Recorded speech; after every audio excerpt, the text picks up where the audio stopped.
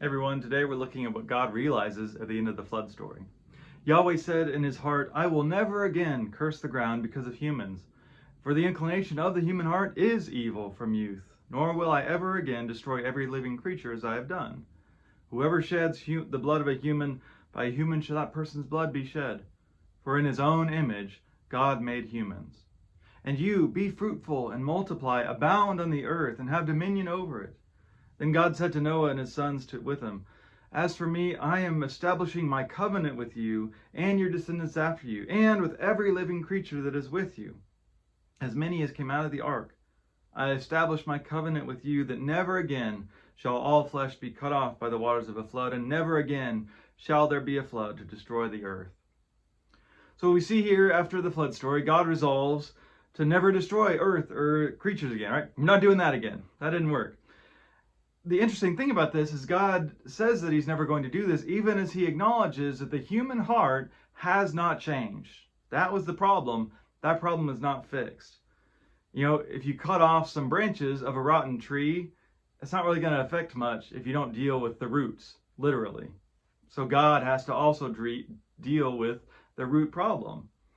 Now, again, we mentioned before that the way Genesis presents this, God is kind of realizing this as it happens, rather than being all-knowing and knowing ahead of time.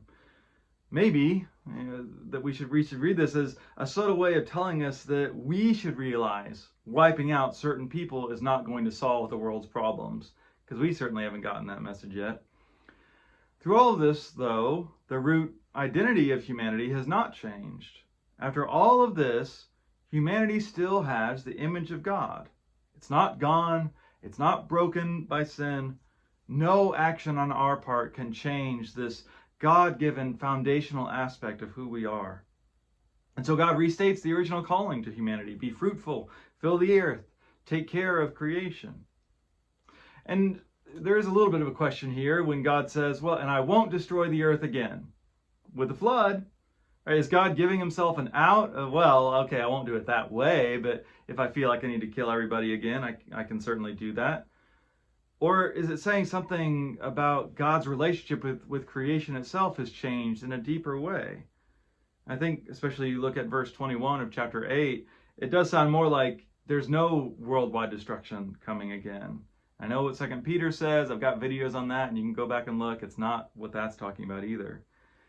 With all this, the bigger question is, who do you think God is? Is God someone who uses violence to suit his needs and his purposes? Or is God someone who knows that violence is not redemptive? Is this a God who only cares about humans, though he will also kill us if we step out of line? Or is this a God who cares about all creation and will take drastic steps to make sure that we live out our destiny of caring for all of it? I think the biggest clue comes at the end, where famously God hangs his rainbow in the sky. And we're so used to that image that we forget a bow is actually a weapon. That's what it's saying God does. God hangs his weapon in the sky. And so, as Paul will later say in the book of Romans, God is not against us. God is for us.